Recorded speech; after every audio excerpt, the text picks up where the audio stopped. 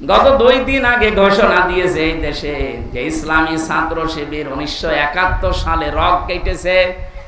1971 সালে শিবির বলে বাংলাদেশে কিছু ছিল, ও তো প্রতিষ্ঠা হয়েছে 1977 সালে। এক কথা বলছে না কেন? এরকম দাহা মিথ্যা কথা আপনি বলবেন আর দেশের মানুষ শুনবে? অত পাগল দেশের মানুষ আর নেই। এই জন্য অনেকের চরিত্র আজ উদ্ভাসিত হয়ে গেছে। মানুষ বলছে তো পাগল, মেয়াদ উত্তীর্ণ গাঁজা খেয়েছে, এ কারণে এরকম কথা বলে। কারণ মেয়াদ উত্তীর্ণ গাঁজা যারা খায় না তারা তো এরকম কথা বলার কথা না। যারা মেয়াদওয়ালা গাঁজা খায়, এই যে লালনের মাঝারে যারা গাঁজা খায় ওরা মেয়াদ উত্তীর্ণ গাঁজা না, মেয়াদওয়ালা গাঁজা খায়, এই জন্য উল্টা পাল্টা বকে না, পড়ে থাকে।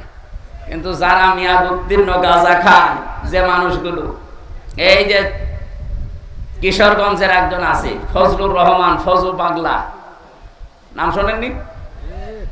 এরপরে চাঁপাই নবাবগঞ্জের স্বামী স্ত্রী মোজাদ্দেদে জামান, ভারতের কামান, আর এই চুয়াডাঙ্গা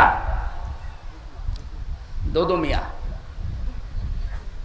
এই মানুষগুলো যা কথাবার্তারা বলছে, একটা কথা আপনি সত্য পাচ্ছেন,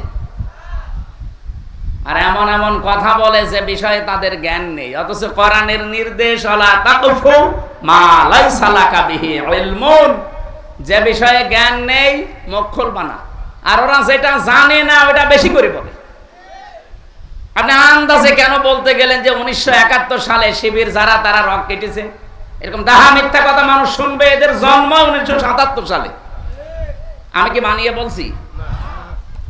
এই জন্য যেই জিনিস যার ছিল কিন্তু হারিয়ে ফেলেছিল, ওইটা যদি সে ফেরত পায়, এই হাদিসের শাস্তির আওতা মুক্ত থাকবে। সে নবীর উম্মত থেকে বের হয়ে যাবে না, জাহান্নামে তার স্থান তৈরি হবে না। সুতরাং ইসলামী ব্যাংক যাদের ছিল তারা ফেরত পেয়েছে, এই হাদিস তাদের জন্য না। কিন্তু যে জিনিস যার না, সে যদি জোর করে ওইটা নিয়ে নেয়, জবরদস্তি করে দখল করে নেয়, আল্লাহর কসম আপনি নবীর উম্মত আর নেই। আপনি যতই নামাজ পড়েন, রোজা রাখেন, কে কথা বললেন না কেন? আশা করছে আপনি হাদিসের এই বাংলা ভাষা বুঝে ফেলেছেন। এরপরেও যদি কার কপালে হেদায়েত না আসে, এ দোষ আমির হামজার। কার? আল্লাহর দোষ। হেদায়েত পাওয়ার যোগ্যতা থাকা লাগবে না, আল্লাহ আন্দাজে হেদায়েত দেবে। সুতরাং যোগ্যতা অর্জন করেন, হেদায়েত পাওয়া যাবে। আমরা কিতাবের ভেতরে আমাকে যে রিমান্ডে এই প্রশ্নটা করার পরে যেই বলেছে ইব্রাহিম নবী আমাদের জাতির পিতা, উনি বলছে না, হিন্দু মানুষ বলতেই পারে। কিন্তু পাশাপাশি দেখলাম একজন এসপি, ওই লোকটার নাম শেখ ইমরান হোসেন। নাম কেমন সুন্দর দেখেছে? নামের আগে আবার কি? এটা আসল না, ডুপ্লিকেট। ওই চাকরি নেওয়ার জন্য লাগিয়েছে। এই শেখ সাহেব এসে বলছে, হ্যাঁ জাতির পিতা আপনি বঙ্গবন্ধুকে মানেন না? আপনি কোন দেশের মানুষ? কেন বাংলাদেশের? না না, এই দেশে বাস করতে হলে জাতির পিতা বঙ্গবন্ধুকে মানা লাগবে। আমি কোরআনের বাইরে চলে যাচ্ছে, বলছে যাক। এই ছিল দেশের অবস্থা। অথচ জাতির পিতা ইব্রাহিম এ ঘোষণা হামজা দিয়েছে কে? বলেন বলেন। আল্লাহ বলেন হুয়া সাম্মাকুমুল মুসলিমিন, তিনি তোমাদের নাম মুসলমান রেখেছেন। এই হুয়ার ফাইল হয় আল্লাহ তাআলা নিজে অথবা ইব্রাহিম নবী। যেহেতু তিনি আমাদের পিতা, এ জাতি হিসাবে আমাদের নাম, আমরা শুধু বাঙালি না, আমরা জাতি হিসাবে কি? মুসলিম। জোরে বলেন কি? আরে দেশি হিসাবে আমরা বাংলাদেশি। আমার নাম এমনিতেই একজন হলে হামজা, কিন্তু জাতি হিসাবে দাবি করলে আমি বাঙালি না, শুধু আমি কি? আমি মুসলিম জাতি হিসাবে, আর দেশ হিসাবে বসবাস করি বাংলাদেশে, এই জন্য আমি বাংলাদেশি। হুয়া সাম্মাকুমুল মুসলিমিন, এই শব্দ দিয়ে আমি কয়েকটা মাসলা পেয়েছি। তাফসিরে মুফাসসির বলেন বাবা হিসাবে এখানে প্রায় 13টা দায়িত্ব চলে আসে। এখানে যারা বাবা আছেন, শুধুমাত্র জন্ম দিলেই বাবা হওয়া যাবে না, কমপক্ষে 13টা দায়িত্ব সন্তানের উপরে পালন করা লাগবে। আর আমাদের যিনি জাতির পিতা ইব্রাহিম নবী, 13টা দায়িত্বই তিনি পালন করেছেন। সুবহানাল্লাহ বলতে পারেন না? 1 নম্বরে সন্তানের নাম রাখা তিনি রেখেছেন। কি সুন্দর অর্থবোধক নাম দেখেছেন। আমরা অনেক বাবা এখানে বসে আছি, সন্তানের নাম এমন ভাবে রাখি ও কি হিন্দু না মুসলমান ও সাদা বোঝা যায় না। আপনি রাগ করবেন, এই যে জয় বলেন তো কোন ধর্মের মানুষ মনে করবে? এরপরে আর একজন আছে তার বোন, বলেন আপনি কি মনে করবেন তারে? আপনার নাম দেখেই যদি ফেরেশতা মনে করে কি ধর্মের লাগাবো, ফেরেশতা তো মনে হয় তাল গোল পাকিয়ে যাবে যে এর নাম দেখে তো আমি টের পাচ্ছি না এরা কি বলে ডাকবো। এই জন্য বাবা হিসাবে যারা এখানে দায়িত্বে আছেন, সন্তান হলে এমন একটা অর্থবোধক নাম রাখবেন, কিয়ামতের দিন আল্লাহ যদি কিছুই না পায় মাফ করার জন্য ওসিলা হিসাবে যেন অর্থবোধক একটা সুন্দর নাম পায়। জোরে বলেন সুবহানাল্লাহ। সেদিন বড় বাজারে কুষ্টিয়ায় একটা দোকানের নাম লেখা দেখলাম মহিন স্টোর। জিজ্ঞাসা করছে ভাই কি? বলছে আমার ছেলের নাম মহিন স্টোর দিয়েছেন কেন? যে কোরআন শরীফ পড়তে গিয়ে পেয়েছি ওয়ালাহুম আযাবুম মুহিন। মহিন মানে জানে নিকৃষ্ট। মহিন মানে কি? ওয়ালাহুম আযাবুম মুহিন, আল্লাহ বলেন তাদের জন্য নিকৃষ্ট আযাব, শাস্তি। আপনি এরকম নাম কোরআন শরীফ পড়লেন আর রেখে দিলেন, একটু অর্থ দেখবেন না? এখানে যারা এসেছেন বাবা হিসাবে, আমাদের জাতির বাবা যিনি দায়িত্ব পালন করে গেছেন, আমাদেরও উচিত ওইভাবে দায়িত্ব পালন করা। রব্বুল আলামিন বলেন, তার আলোচনাটা আমি কোরআনে করলাম কেন? একদিকে তিনি ছিলেন সিদ্দিক, 2 নম্বরে তিনি ছিলেন নবী। সিদ্দিক কি? এই বাংলাদেশ, ভারত আর পাকিস্তানে এই শব্দটা নিয়ে সমস্যা, ভালো করে শোনেন, ওয়াজ আর লাগবে না, এটাই যথেষ্ট। সিদ্দিক মানে শুধু সত্য কথা বললেই মানুষ সিদ্দিক হয় না। সিদ্দিক হওয়ার জন্য সত্য জানার পরে যারা পেছনের দিকে না তাকিয়ে অকণ্ঠ চিত্রে দ্বিধাহীন চিত্তে কোন হানিফা, অবশ্যই আমার চেহারা আমি আজ ঘুরিয়ে দিলাম। চেহারা বলতে শুধু 3.5 হাত বডি না, নবীজি জানিয়েছেন তামাম পৃথিবীর সব মুসলমান একটা শরীরের মতো। শরীরের কোন জায়গায় যদি আঘাত লাগে পুরা শরীরে যেমন খবর হয়ে যায়, তামাম দুনিয়ার মুসলমানেরা একটা শরীরের মতো। আমেরিকায় যদি কোনো মুসলমান কষ্ট পায়, এখান থেকে ও আ করা লাগবে। এক কথা বলছেন কি? বুঝলেন হাদিস থেকে? উনি যে চেহারা ঘুরিয়েছিলেন, শুধু এইটার নাম চেহারা না, এজন্য উনি আয়াতের মাঝখানে হানিফা দিয়েছেন। উনি বললেন আমার এই চেহারা শুধু আমি ঘোরাইনি, আসমান আর জমিন যিনি উদ্ভাবক বানিয়েছেন। ফাতারুন শব্দের শাব্দিক অর্থ হচ্ছে মডেল ছাড়া, নমুনা ছাড়া, কোনো নিদর্শন ছাড়া, কোনো আকার আকৃতি ছাড়া নতুন করে যিনি একটা জিনিস বানাতে পারেন, সেটার আরবি নাম ফাতার। উনি ঘোষণা দেওয়ার ভেতরে আয়াতের শব্দ দেখেছেন, ইন্নী ওয়াজ্জাহাতু ওয়াজহিয়া লিল্লাযী ফাতারাস সামাওয়াতি ওয়াল আরদা হানিফা। জাতির লোকেরা আসমান আর জমিন যিনি কোনো মডেল ছাড়া, নমুনা ছাড়া বানিয়েছেন, ওই আল্লাহর দিকে আমার সব আজ ঘুরিয়ে দিলাম। শুধু লোক দেখানোর জন্য না, শুধু আপনাদেরকে জানানোর জন্য না, আমি একনিষ্ঠভাবে আজ ঘুরলাম। আমি জানি আমার এই ঘোরাতে আমার বাবা বেজার হবে, কারণ আমার বাবা নিজে মূর্তির ব্যবসা করে। আমি জানি আমার এই ঘোরাতে আমার জাতির লোকেরা বিমুখ হয়ে যাবে, যাক। আমার বাড়ির লোকেরা বিমুখ হয়ে যাবে, যাক। হানিফা, আমি একনিষ্ঠভাবে আজকে ফিরে আসলাম। ওমান আমিনাল মুশরিকিন, আর আমি ঘোষণা দিচ্ছি আমি কিন্তু মুশরিক না। হযরত ইব্রাহিম তিনি সত্যকে খুঁজতেছিলেন, খুঁজতে অনুসন্ধান করতে যখনই পেয়ে গেছেন, সব কিছুকে বিমুখ করে তিনি সত্যকে মেনে নিয়েছেন। এই জন্য আল্লাহ তার নাম দিয়েছেন খলিল, সিদ্দিক। সুবহানাল্লাহ বলতে পারেন না? আত্তাখাদাল্লাহু ইব্রাহিমা খলিলা, আমি আল্লাহ নিজে ইব্রাহিমকে খলিল, অন্তরঙ্গ বন্ধু হিসাবে গ্রহণ করেছি। আর এখানে বলছেন আমার ইব্রাহিম সিদ্দিক।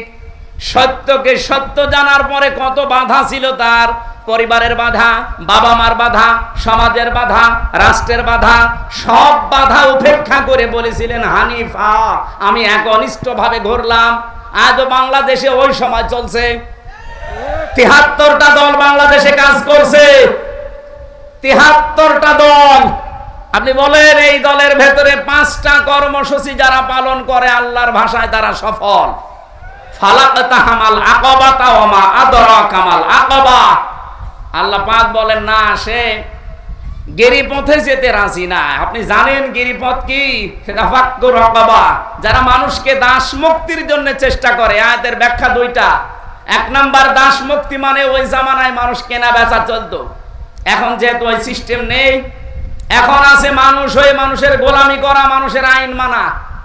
সুতরাং এই বাংলাদেশে মানুষ হয়ে যারা মানুষের গোলামি করে, এদের নিবন্ধন কেড়ে নিয়েছিল এই একটা কারণে। এরা যদি বলতো যে না আমরা মানুষের দাস, মানুষ আমাদের ক্ষমতায় বসানোর উৎস, এদের জীবন ও নিবন্ধন কেড়ে নিত না। এরা বলেছিল না, জমিন আল্লাহর, এখানে হুকুম চলবে আল্লাহ। এটা রেকর্ড হচ্ছে, তো এই জন্য বলছি সারা দেশে ছড়াচ্ছে। যেখানে যে শুনতেছেন, আমি ওপেন বলছি, অনেক বড় বড় আলেমের মুখ দিয়েও আমি শুনেছি তারা বলে বাংলাদেশ জামাত ইসলামের আকীদা ঠিক নেই। আপনি এরকম ডাহা মিথ্যা কথা এই মাজলুম দলের উপরে দিতে পারেন না। আপনি জালেম হয়ে কিয়ামতে উঠবেন। বাংলাদেশ জামাত ইসলামের আকীদা হচ্ছে জমিন আল্লাহর, এখানে সিদ্ধান্ত চলবে আল্লাহর। এর বাইরে যদি জামাত ইসলামের আকীদা থাকে, আমি এই মুহূর্তে তওবা করে চলে আসবো। যারা জামাতের এখানে আছে জিজ্ঞাসা করে দেখেন তো আলেমকে, জমিন আল্লাহর, আইন চলবে বাবার, জমিন আল্লাহর, আইন চলবে মওদুদির। যদি এই কথা ওনারা বলে, ওনাদের সাথে আমি আজকে থেকে আমি তওবা করে চলে আসবো। কিন্তু আমার যতটুকু অ্যানালাইসিস আছে, সারা বাংলাদেশে জামাত ইসলামের আকীদায়ে আলা লাহুল খালকু ওয়াল আমরু, জমিন আল্লাহর, আইন চলবে। আপনি কোন আকীদার কথা বলেন? উল্টা পাল্টা ফতোয়া দিয়ে বিভ্রান্ত করবেন না, কিয়ামতে জালেম হয়ে ওঠা লাগবে। 5টা কর্মসূচির প্রথম নাম্বারে এইটা যে আমরা দাসত্ব মুক্ত করতে চাই মানুষকে, মানুষের গোলামি থেকে, মানুষের দাসত্ব থেকে মুক্ত করে গোলাম বানাবো কার? আর এই কর্মসূচিটাই বাংলাদেশ জামাত ইসলামের হাতে। এদের প্রথম কাজ এইটা। 2 নম্বরে আওয়াতামুন ফি ইয়াউমিন ফি মাসগাবা। মাসগাবা মানে কি? নিঃস্ব অসহায় যারা, এই মানুষগুলোর কাছে যারা ছুটে যায়। আগস্টের 5 তারিখের পরে বাংলাদেশে বন্যা দেখা দিয়েছিল ফেনীতে। ওরা দাদা বাবুরা ছেড়ে দিয়েছিল পানি, কত মানুষ হাবুডুবু খাচ্ছিল। এদেশে কত টাকাওয়ালা মানুষ আছে, কেউ তো এগিয়ে গেল না। জামাতের আমিরে জামাত ডাক্তার শফিকুর রহমান এই পর্যন্ত পানির ভেতরে নেমে মানুষের বাড়িতে খাবার পৌঁছিয়েছে। এটা কি বানানো কথা? আরে ভাই, কোরআনের সাথে যাদের কর্মসূচি মিলে যায় সেখানে বাদ দিয়ে আপনি কোন জায়গায় দৌড়াচ্ছেন? আর কথা বললেই বলে হ্যাঁ হুজুর শুধু টেনে কথা বলে। টেনে কথা বলা কোরআন শরীফ মেলে তাদের সাথে, আপনার সাথে তো একটাও মেলে না। আপনার সাথে একটাও মেলে না, তে আপনার দিকে আমি যাবো কি? আমি কি বানাবো কোরআন শরীফ? 3 নম্বরে ইয়াতীমান দা মাকরাবা, গরীব থেকে এসেছে। যারা এতিম অসহায়, এই নিকট আত্মীয়র ভেতরে তাদের খোঁজ খবর রাখে। আর বাংলাদেশে আপনি দেখেন, একামতে দিনের দায়িত্ব যারা মন থেকে পালন করে, লোক দেখানোর জন্য না, যারা মন থেকে পালন করে, এরা আত্মীয় স্বজনের হক আদায় করে। হ্যাঁ, কিছু হয়তো সমস্যা আমাদেরও আছে, আমরা অ্যাক্টিভ ভাবে 100% হক আদায় করতে পারি না। তার পেছনে দায়ী আমাদের বউরা। আমি ওপেন বলছি, এই বাংলাদেশে যদি আমরা পরিবারের, আমাদের রক্তের সম্পর্ক যাদের সাথে আছে, বিশেষ করে আমার বোন, আমার ভাই, আমার চাচা, আমার ফুফু, এদের সাথে রক্তের সম্পর্ক না, এদের যে হক গুলো আছে, অধিকার গুলো আমার প্রতি আছে, আমি 100% আদায় করতে পারি না, এর জন্য দায়ী আমার বউ। আর বাকি আমি না আর বললাম না, আবার অনেক দূর চলে যাবে। রেকর্ড হচ্ছে, শেষে দেখা যাচ্ছে আমার ভাত বন্ধ হয়ে গেল। সব কথা বলা যাচ্ছে না, এটা কেটে দিও। তো আমার বাড়ি দেখা যাচ্ছে যে সারা রাত বাইরে থাকা লাগবে। ওয়াজ যা করেছে না, ওয়াজ আলাদের কাছে যান, শেষে আপনাদের ঘর বাড়ি আবার খুলে দেওয়া লাগবে। আজ হাজারো পরিবারে মানসিক রোগী হয়ে যাচ্ছে স্বামীরা, শুধু এই কারণে, বউ এদের মন ছোট এই কারণে। এরকম ছোট মনের বউ দেশে নেই। কার বর মন ছোট? হাত তোলেন তো, কয়েকটা আছে। মেয়েরা যারা এসেছেন আমি তাদেরকে বলছি, সম্মানিতা মা বোনেরা, শুধু নামাজ পড়া, রোজা রাখা, কালো বোরকা পরা এইটাই ইবাদত না। হযরতে খাদিজাতুল কুবরার পুরা জীবনে আমি পড়েছি, 3 বার পড়েছি। আমার এই ছোট্ট মাথার ভেতরে এসেছে এতটুকু, জীবনে তিনি এক ওয়াক্ত নামাজ পড়েননি, একটা রোজা রাখেননি, জীবনে একদিনও পর্দায় ছিলেন না, একবারও হজও করেননি, একটা টাকা যাকাতও দেননি। কারণ এই বিধানগুলো নাযিল হয়েছিল সব তার ইন্তেকালের পরে, এজন্য উনি মানতে পারেননি। অথচ আল্লাহ তাকে নিজে দুনিয়ায় সালাম পাঠিয়েছেন এবং জান্নাতে ঘর বানিয়ে তার জন্য সুসংবাদ দিয়েছেন। তারপর জীবন পড়ে আমি এইটাই পেয়েছি যে জীবনে, সাংসারিক জীবনে কোনোদিন একদিনের জন্য তিনি স্বামী মুহাম্মদ রাসূলুল্লাহর মনে দুঃখ দেন। এখানে যারা আমরা স্বামী আছি, সম্মানিতা মা বোনেরা, আপনারা হয়তো ভিডিও দেখতে পাচ্ছেন, আমি জানি। একটা স্বামী যদি এখানে সত্যি কথা বলে 100 ভাগ আল্লাহর দিকে তাকিয়ে হাত তুলতে পারে যে জীবনে কোনোদিন আজ পর্যন্ত আমার বউ একদিনও আমাকে দুঃখ দেয়নি, কষ্ট দেয়নি, তোলেন তো কোন স্বামী আছেন? তো না, একজনও নেই। আমাদের এই নমিনিও হাত তুলতে পারিনি, আর মানে উনিও সমস্যায় আছে। আমিও পারলাম না, কারণ আমি মিথ্যা কথা বলবো কোন কারণে। সম্মানিতা মা বোনেরা, আশা করছি আপনি বুঝতে পেরেছেন আমি কি বলতে চাই। খাদিজাতুল কুবরাকে অনুসরণ করবেন। কি আপনি কথা বলছেন? ইব্রাহিম আলাইহিস সালামের কথা বলছিলাম না? ওনার জীবন থেকে নিয়েছি এইগুলো আমি। আপনাকে আল্লাহর দাসত্ব করা লাগবে, মানুষের দাসত্ব থেকে মুক্ত করে। এই কর্মসূচি বাংলাদেশ জামাত ইসলামী 1 নম্বরে হাতে নিয়েছে। 2 নম্বরে তারা অসহায় নিঃস্ব মানুষের কাছে এগিয়ে যায় খাবারের ব্যবস্থা করার জন্য। আমিরে জামাত ডাক্তার শফিকুর রহমান হাফিজাহুল্লাহ ঘোষণা দিয়েছে, বাংলাদেশে জামাত ইসলামী থেকে কেউ যদি এমপি হয়, ওর যে সম্পদ নিয়ে এমপি হবে, যদি 100 টাকা নিয়ে এমপি হয়, 5 বছর পরে 100 টাকায় থাকবে, 1 টাকাও পাবে না। বাংলাদেশে যত দল এই দেশে রাজনীতি করছে, ওই দলের লোক যদি এই গ্যারান্টি দিতে পারে আমি তাকে ভোট দেব, দেন। এরকম সৎ সাহস কোন দলের নেতার আছে যে বলতে পারে আমার দলের এমপি যদি হয় 5 বছর পর ওর 1 টাকা বাড়বে না, আরো যা আছে কমবে? আমার মনে হয় কেউ এমপি দাঁড়াবে না। ও সাতার রাস্তায় আমি যাবো কোন কারণে? আমার যা আছে অন্তত 5 বছরে আরো 50,000 বাড়বে, আর ওই এমন রাস্তা 1 টাকাও বাড়াতে পারবে না। এটার প্রমাণ দিয়েছে আমিরে জামাত ডাক্তার কে মাওলানা মতিয়ার রহমান নিজামী রহমতুল্লাহ আলাইহি। মন্ত্রীর দায়িত্ব পালন করে 5 বছর পরে 36 টাকা ফেরত দিয়েছে রাষ্ট্রকে। পৃথিবীর ইতিহাসে এই প্রথম, পৃথিবীর ইতিহাসে প্রথম যে দায়িত্ব পালন করে আরো টাকা ফেরত দেয়। আর অন্যান্য দায়িত্বশীল মানুষকে আমরা দেখেছি 5 বছরে তারা 620টা বাড়ি বানিয়েছে। এক কথা বলুন। সেদিন সিঙ্গাপুরে ছিলাম, মালয়েশিয়া, থাইল্যান্ড, ইন্দোনেশিয়া, প্রায় 12-13টা রাষ্ট্র আমি ঘুরছিলাম। যে দেশে যাই আগে হোটেলে উঠি, হোটেলে নামলাম, নিচে দেখি শয়তান বসে আছে। কি আপনি এখানে কেন? হুজুর আমি আগেই পালিয়েছি। আমি ভাব দেখে ফেলেছিলাম যে 3 তারিখের পরে অবস্থা ভালো না, ওই বিকালে আমি চলে এসেছি। কেন আসলেন? আপনার তো 620টা বাড়ি, ওই চট্টগ্রামে বাড়ি, 620টা বাড়ি বানিয়েছে শয়তান। ওই মালয়েশিয়া ওর সাহেব পাড়া আছে, কিন্তু তালা লাগানো থাকে না। ওই হোটেল ভাড়া করে থাকে, এক একটা দিনের ভাড়া, রাতের ভাড়া 90,000 টাকা বাংলাদেশের। যে এখানে থাকেন আপনি, বাইরে চলেন, বাইরে যে মায়ের খাবো। বাঙালি আছে এই দেশে 20 লাখ, যদি আমারে বাইরে দেখতে পায় যে পিটিয়ে ভক্ত বানিয়ে ফেলবে। কি করলেন আপনি 15 বছরে? কেন আসলেন? আমিরে জামাত ডাক্তার শফিকুর রহমান এমনি তো বলে নাই, কারণ আমরা 54 বছরের ভেতরে, বিশেষ করে এই 15 বছর যে অত্যাচারে অত্যাচারিত হয়েছি, এই দেশের অন্য কেউ এরকম অত্যাচার সহ্য করে না। এত অত্যাচার সহ্য করার পরেও যদি আমাদের সম্পদ 2 টাকা থেকে 3 টাকা না হয়, এ বাংলাদেশ আমার নামে যদি আপনি সব লিখেও দেন, আমার যা আছে ওর চাইতে 1 টাকাও বাড়বে না ইনশাআল্লাহ।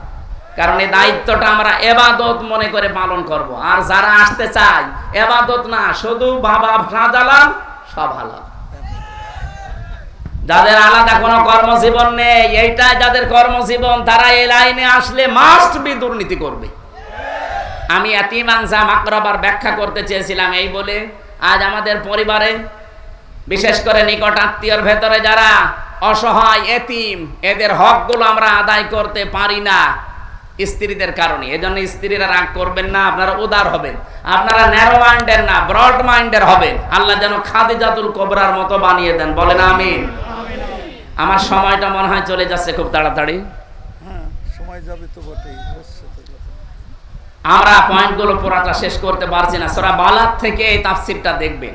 আমাদের জাতির পিতা এক নম্বরে সিদ্দিক ছিলেন, এই কারণে তিনি সত্যকে অনুসন্ধান করতে করতে যখন পেয়ে গেছেন সব কিছু পেছনে ফেলে তিনি গ্রহণ করেছিলেন। আর আমাদের চোখে আঙ্গুল দিয়ে দেখিয়ে দেয় যে এগুলো সত্যবাদীদের নিদর্শন, এরপরও মানুষ মানতে চায় না পেছনের টানে।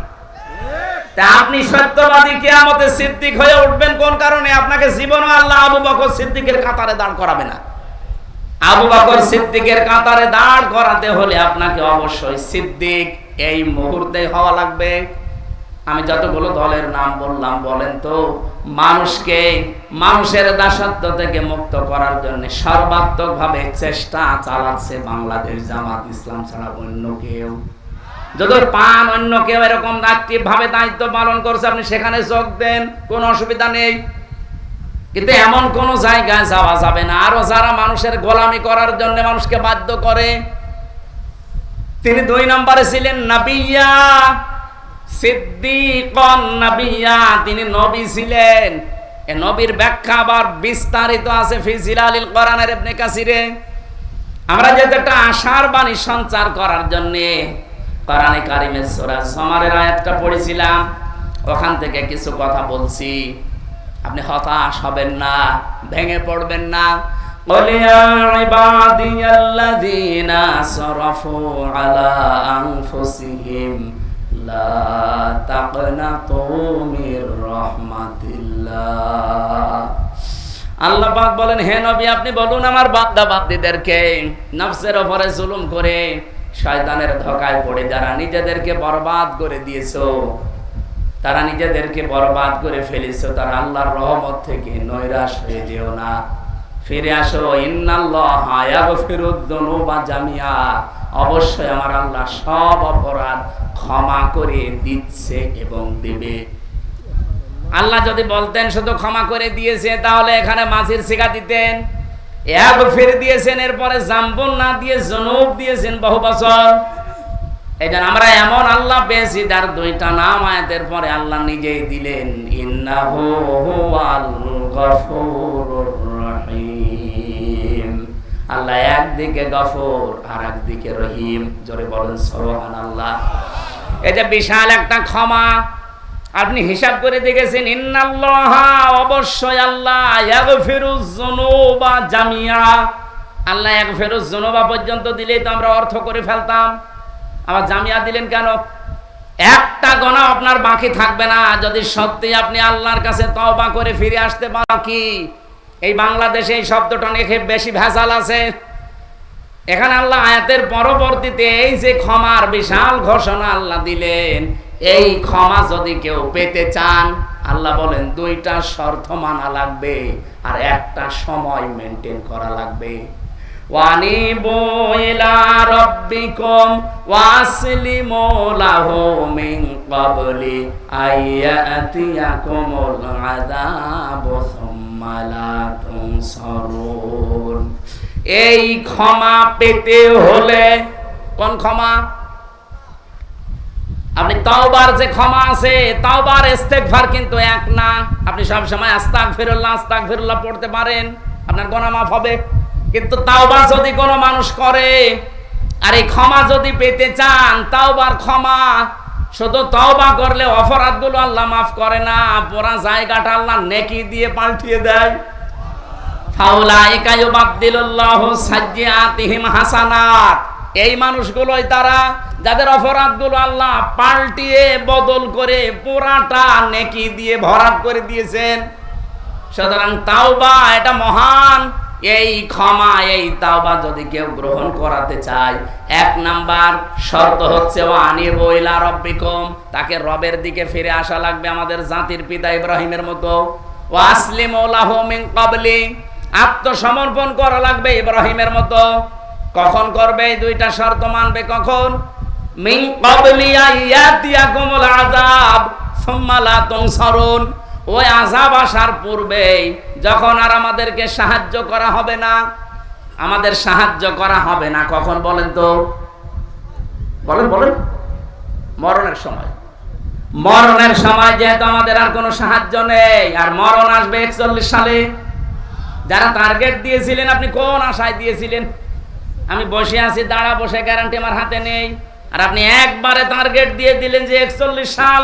আপনার কি আজরাইলের সাথে কোনো কথা ছিল? বলেন। এখানে আয়াতে আমরা পেয়েছি তিনটা বিষয়, দুইটা শর্ত মানা লাগবে যদি কেউ জীবনের অপরাধ সব মাফ করে ওই জায়গাটা নেকি দিয়ে ভরাট করতে চান। এটার নাম তাওবা। আর তাওবার শর্ত তিনটা। এক নম্বরে আপনাকে অপরাধ স্বীকার করা লাগবে। বাংলাদেশে এই সিস্টেম নেই, অপরাধ করে একজনের কাছে, স্বীকার করে আরেকজনের কাছে। এই যে এখন হজে যারা গেছে, দেখেন কাবার গিলাফ ধরে কাটতেছে। আরে ভাই, আপনি কাবার গিলাফ ধরে আল্লাহর কাছে কাটবেন, আপনি কি অপরাধ আল্লাহর কাছে সব করেছে? এই 15 বছরে যারা ভোট দিতে দেয়নি, তারা অপরাধ করেছে এই দেশের 18 কোটি মানুষের কাছে। এক কথা বলেন না কেন? আর আপনি এখন কাঁদছেন যে আল্লাহ আমারে মাফ করে দিন। জীবনেও আপনাকে আল্লাহ মাফ করবে না। আপনি কি আল্লাহর কাছে দোষ করেছেন? আমারে 33 বছর বয়স, আমি 18 বছর থেকে ভোট দিতে আরম্ভ করলে 3 বার ভোট দিতে পারতাম, একবারও পারি নাই। এই 15 বছরে যারা দায়িত্ব ছিল, এরা কি বৈধ আমার দৃষ্টিতে না অবৈধ? আপনাদের দৃষ্টিতে আপনি বৈধ বলেন, আপনি যেভাবেই হোক, মরা মানুষ তো ভোট দিয়েছে, কিন্তু আমি তো পারি নাই। তাহলে আমার দৃষ্টিতে তারা অবৈধ ছিল। কথা বলেন না কেন? আমার এই হক, এই অধিকারটা যারা কেড়ে নিয়েছে, ওরা যদি আমার কাছে মাফ না চায়, কাবা শরীফের কাছে মাফ চায়, মাফ হবে? এরকম মাফি অনেকে চায়। এই জন্য তাওবার প্রথম নিয়ম, অপরাধ যার কাছে স্বীকার করবেন তার কাছে। আর এইটাই বাংলাদেশে এস্টাবলিশ করা লাগবে আগামীতে। অপরাধ যার কাছে করবেন, স্বীকার করবেন তার কাছে। 2 নম্বরে অনুশোচনা করবেন, অনুতপ্ত হবেন। 3 নম্বরে জীবনে এই কাজ আর করব না, ফিরে আসলাম, এর নাম তাওবা। এই 2টা শর্ত মেনে নেওয়া, আল্লাহর দিকে ফিরে আসা, আল্লাহর সামনে আত্মসমর্পণ করা, অনেক বলতে যত সহজ মনে হচ্ছে এত সহজ।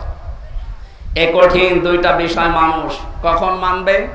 মৃত্যু আসার পূর্বে, যখন আমাদের আর সাহায্য করা হবে না। সুতরাং মরণের গ্যারান্টি যেহেতু আমাদের হাতে নেই, যখন তখন চলে আসতে পারে। এই জন্য আমাদের তাওবা করার সময় কখন? এক্ষুনি। কখন? আজকে এই মন থেকে এখানে তওবা করবেন। আমি আল্লাহর দিকে ফিরে আসলাম, ইব্রাহিম নবীর মতো বহু কিছু আমার ছাড় দেওয়া লাগতে পারে, আমার বাবাও আমার শত্রু হয়ে যেতে পারে, আমার পরিবার, আমার সমাজ, আমার রাষ্ট্র পর্যন্ত আমার পেছনে লাগতে পারে। এই কথা বলেন না কেন?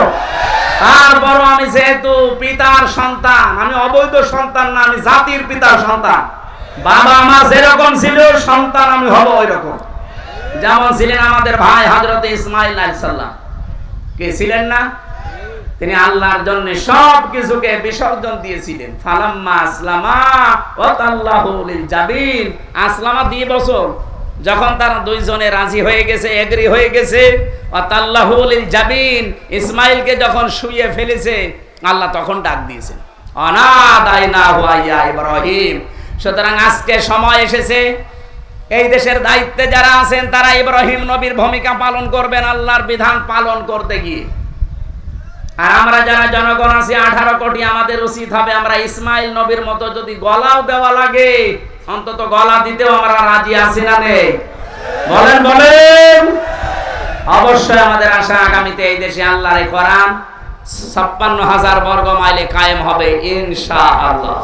সে আশাবাদ ব্যক্ত করছি। আর তাওবার যে নিয়ম বললাম, এটা আমি সহ প্রত্যেকে যেন মানতে পারি।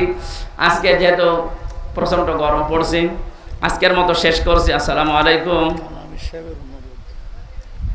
ও আমাদের এখানে একটু তাড়াতাড়ি করে।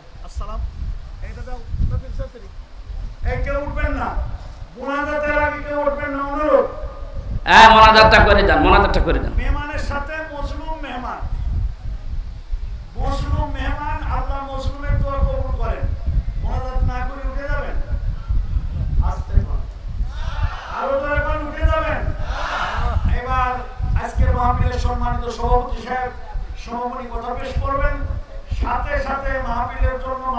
ছেলেরা মহিলা প্যান্ডেলে যারা আছে, পুরুষ প্যান্ডেলে যারা আছে খালি ব্যাগ নিয়ে ভিতরে যাবে। এখন সভাপতি সাহেবের সভাপতি কথা পেশ করছে অত্র মাদ্রাসার সম্মানিত সভাপতি, ঢাকা মাধ্যমিক বিদ্যালয়ের সম্মানিত সভাপতি স্নেহস্পদ জনাব আমির হোসেন জুয়েল। আমি সভাপতিকে তার সমাপনী কথা পেশ করার জন্য অনুরোধ করছি।